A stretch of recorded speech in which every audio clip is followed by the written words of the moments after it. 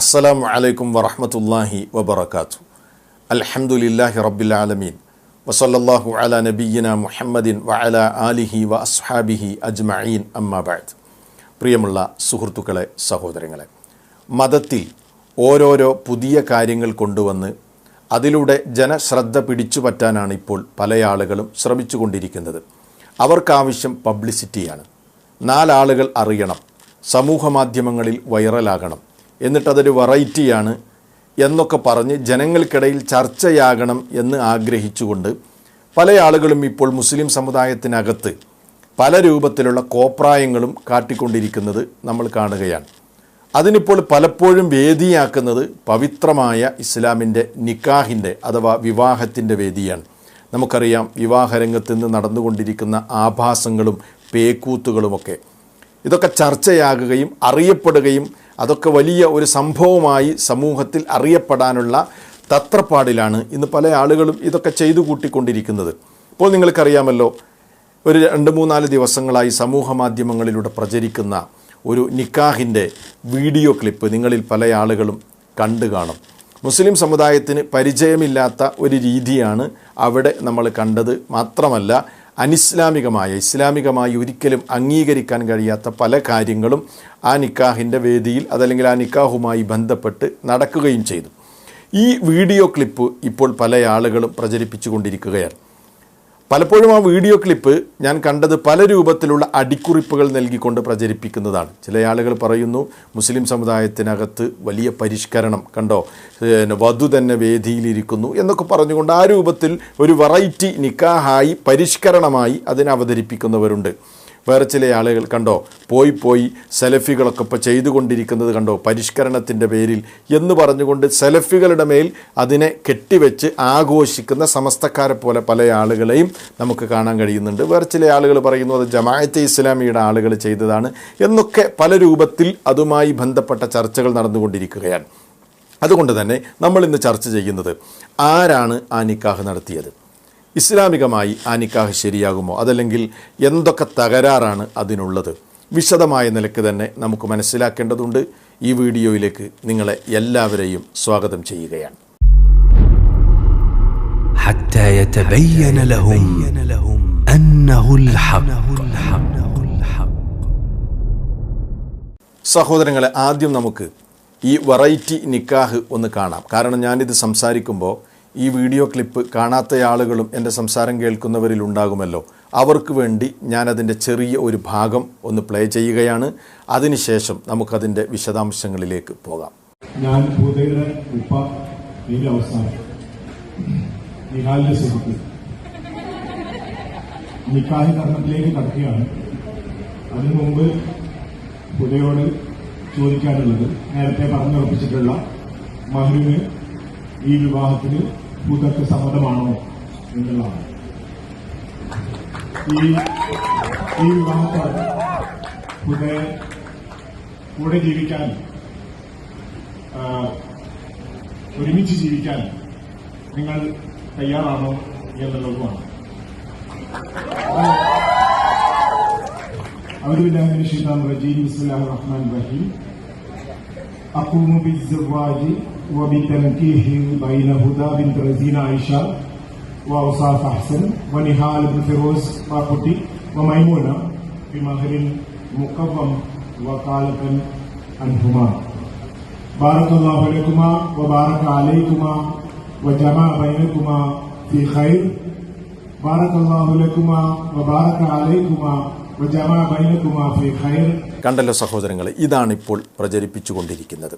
ഇതുമായി ബന്ധപ്പെട്ട് എനിക്ക് ഒന്നാമതായി സൂചിപ്പിക്കുവാനുള്ളത്, ഈ നിക്കാഹ് നടത്തിയത് സത്യത്തിൽ സലഫികളുമായി ഇതിന് യാതൊരു ബന്ധവുമില്ല. മറിച്ച് അതിന് നേതൃത്വം നൽകിയ വ്യക്തി ഷിയായിസത്തിൻ്റെ പ്രചാരകനാണ്. അതായത് പച്ചയായ ഷീയി ആശയം പ്രചരിപ്പിക്കുന്ന അതിൻ്റെ ഒരു ഏജൻ്റായി, കേരളത്തിലെ ഷിയായിസത്തിൻ്റെ മാസ്റ്റർ ബ്രെയിനായി പ്രവർത്തിക്കുന്ന ആളാണ് ഈ നിക്കാഹിന് നേതൃത്വം കൊടുത്തത് എന്ന് ആധികാരികമായി ഒന്നാമതായി സൂചിപ്പിക്കുകയാണ്. വ്യക്തമായ നിലക്ക് അന്വേഷിക്കുകയും പഠിക്കുകയും ചെയ്തതിന് ശേഷമാണ് ഞാൻ ഈ വിഷയം നിങ്ങളോട് പറയുന്നത്. ഈ നേതൃത്വം കൊടുത്ത വ്യക്തിയുടെ പേര് ഔസാഫ് ഹസൻ എന്നാണ്. ഞാൻ അന്വേഷിച്ചപ്പോൾ എനിക്ക് മനസ്സിലായത് അതാണ്. അദ്ദേഹത്തിൻ്റെ അവകാശവാദം തന്നെ ഇറാനിലെ ആയത്തുള്ളമാരോട് നേരിട്ട് ബന്ധമുണ്ട് എന്ന് അവകാശപ്പെടുന്ന, അങ്ങനെ പറഞ്ഞു നടക്കുന്ന ഒരാളാണ് ഇയാൾ. ഷിയായിസത്തിൻ്റെ ഏജൻ്റാണ്. ഷിയ ആശയം പ്രചരിപ്പിക്കുന്ന, അഹ്ലുസുന്നത്തിൻ്റെ അപ്പുറത്ത് നിൽക്കുന്ന ശത്രുവിഭാഗമായ ഷിയായിസത്തിൻ്റെ ആശയമാണ് ഇയാൾ പ്രചരിപ്പിച്ചു കൊണ്ടിരിക്കുന്നത്.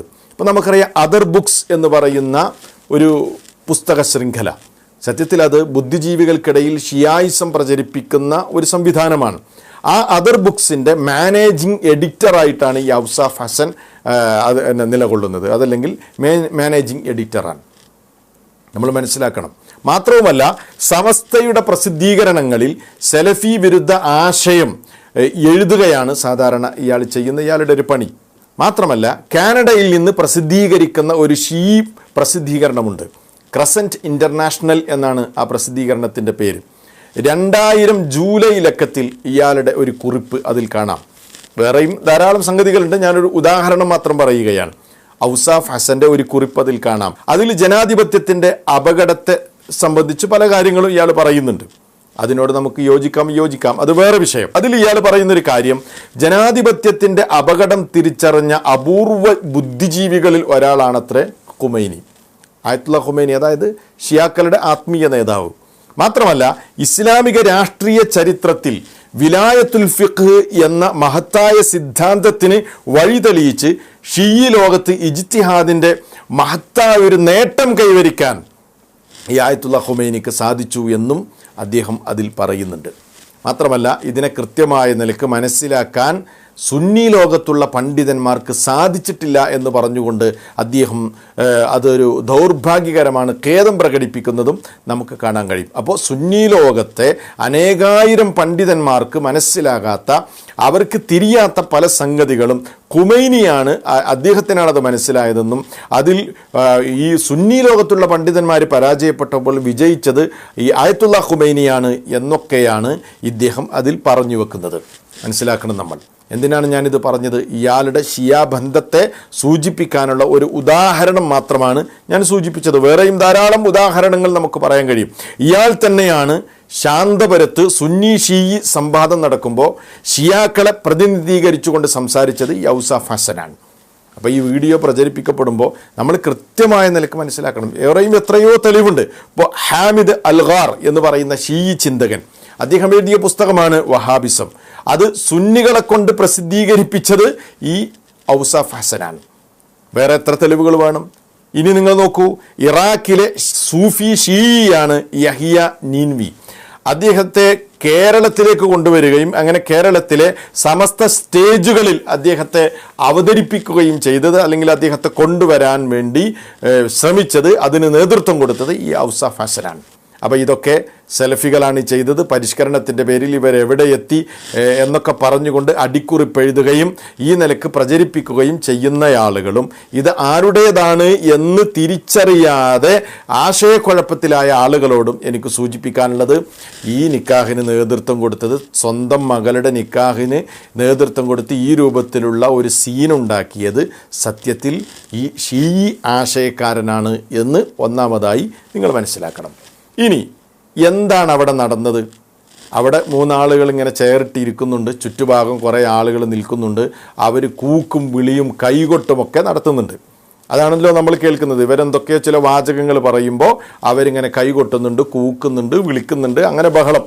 അവിടെ അതൊന്നും ഒരു ഇസ്ലാമിക സംസ്കാരമേ അല്ല, നമുക്കറിയാവുന്ന കാര്യമാണ്. ഇങ്ങനെ കൂക്കും വിളിയും കൈകൊട്ടൊന്നും ഒരു ഇസ്ലാമികമായ സംസ്കാരമല്ല. എന്നിട്ട് ഇദ്ദേഹം എന്താണ് അവിടെ പറയുന്നത്? മകളോട് ചോദിക്കുകയാണ് ഇയാളുടെ കൂടെ ജീവിക്കാൻ തയ്യാറുണ്ടോ എന്ന്. അതേപോലെ തന്നെ വരനായി വന്ന ആളോട് ചോദിക്കുകയാണ് ഇവരുടെ കൂടെ ജീവിക്കാൻ താങ്കൾക്കും അത് ഇഷ്ടമാണോ, തയ്യാറാണോ എന്ന് ചോദിക്കുന്നു. അവരിങ്ങനെ തലകൊണ്ട് ആട്ടുന്നു, ഒന്നും സംസാരിക്കുന്നതായി നമ്മൾ കാണുന്നില്ല.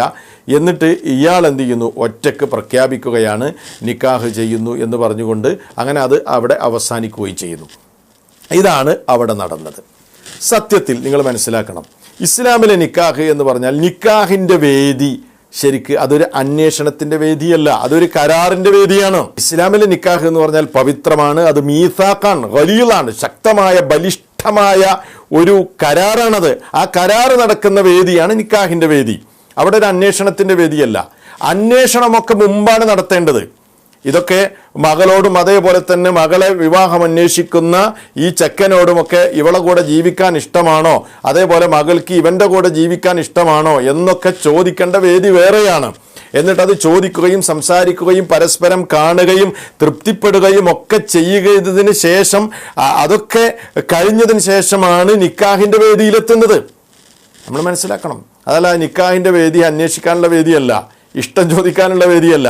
അത് കരാറ് നടക്കുന്ന വേദിയാണ്, അത് ഉടമ്പടിയുടെ വേദിയാണ്. കരാറ് നടക്കണമെങ്കിൽ രണ്ട് കക്ഷികൾ അവിടെ വേണം, അല്ലേ? അതല്ലാതെ ഒരാൾ മാത്രം ഒറ്റയാളായി പ്രഖ്യാപിച്ചത് കൊണ്ട് ഒരു കരാറ് നടക്കുമോ? കരാറ് നടക്കൂല. ആ രണ്ട് കക്ഷികളിൽ ഒരാൾ ഈജാബ് പറയണം, മറ്റൊരാൾ കബൂല് പറയണം.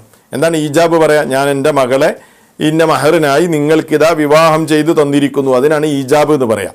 അപ്പോൾ വരൻ എന്ത് വേണം? വിവാഹം ചെയ്യാൻ ഉദ്ദേശിക്കുന്നയാൾ അതെ നിങ്ങൾ വിവാഹം ചെയ്തത് ഞാൻ സ്വീകരിച്ചിരിക്കുന്നു, തൃപ്തിപ്പെട്ടിരിക്കുന്നു എന്ന് പറയലാണ് കബൂല്. ഇത് രണ്ടും നടക്കുമ്പോഴാണ് ഇസ്ലാമികമായി അതൊരു നിക്കാഹായി മാറുന്നത്. പക്ഷേ ആ വേദിയിൽ അത് നമ്മൾ കണ്ടില്ല. ഇയാൾ രണ്ടാളോടും ഇങ്ങനെ സമ്മതം ചോദിച്ചു, ഇഷ്ടം ചോദിച്ചു, അവർ തലയാട്ടി. എന്നിട്ട് ഇയാൾ എന്ത് ചെയ്തു? ഒരു പ്രഖ്യാപനം അങ്ങ് നടത്തി. അതോടുകൂടെ വിവാഹം തീർന്നു, അതല്ലെങ്കിൽ നിക്കാഹ് കഴിഞ്ഞു എന്നും പറഞ്ഞു. ഇതാണല്ലോ അവിടെ സംഭവിച്ചത്. അപ്പോൾ ഇസ്ലാമികമായി ഈജാബും കബൂലും അവിടെ സംഭവിച്ചിട്ടില്ല എന്നതാണ് അദ്ദേഹത്തിൻ്റെ വാചകത്തിൽ നിന്ന്, ആ കണ്ട വീഡിയോയിൽ നിന്ന് നമുക്ക് മനസ്സിലായത്. ഇനി വേറെ നടന്നോ ഇല്ല എന്നുള്ള കാര്യം എനിക്കറിയില്ല. ഈ പ്രചരിക്കുന്ന വീഡിയോയിൽ ഏതാണെങ്കിലും അത് നടന്നിട്ടില്ല. ഇപ്പം എന്താ ഉണ്ടായത്? പരിഷ്കരണത്തിൻ്റെ പേരും പറഞ്ഞ് വരൻ്റെ അവകാശം അവിടെ തടഞ്ഞു. വരനാണ് ഞാൻ സ്വീകരിച്ച് തൃപ്തിപ്പെട്ടു എന്ന് പറയേണ്ടത്, അത് അവിടെ തടഞ്ഞ് ഇതെല്ലാം മൂപ്പര് തന്നെ ഏറ്റെടുത്ത് ഒരൊറ്റ പ്രഖ്യാപനം നടത്തുന്നതാണ് അവിടെ നമ്മൾ കണ്ടത്. അതുകൊണ്ട് ഇതൊന്നും മുസ്ലിമീങ്ങളെ സംബന്ധിച്ചിടത്തോളം പ്രോത്സാഹിപ്പിക്കാൻ കഴിയില്ല. ഇതിനൊക്കെ ഈ രൂപത്തിലുള്ള തകരാറുണ്ട്. അതൊന്നും ഇസ്ലാമിൻ്റെ പേരിൽ ആരും വരവ് വെക്കേണ്ടതില്ല എന്നാണ് അതിനെ സംബന്ധിച്ച് പറയാനുള്ളത്. അപ്പോൾ ഇതാണ് ഇതിൻ്റെ വസ്തുത. അതുകൊണ്ട് തെറ്റിദ്ധരിച്ചവരോട് വളരെ സ്നേഹത്തോടെ ഓർമ്മപ്പെടുത്തുകയാണ്, ഇത് സുന്നികളുടെ അഹ്ലുസുന്നത്തിൻ്റെ നിക്കാഹല്ല, മറിച്ച് ഷിയായിസം പ്രചരിപ്പിക്കുന്ന ആളുടെ നിക്കാഹാണ്. അദ്ദേഹവുമായി ബന്ധപ്പെട്ടാണ് ഇത് നടന്നത് എന്നൊരിക്കൽ കൂടി സൂചിപ്പിച്ചുകൊണ്ട് ഞാൻ അവസാനിപ്പിക്കുന്നു. വസ്സലാമു അലൈക്കും വറഹ്മത്തുള്ളാഹി വബറകാതുഹു.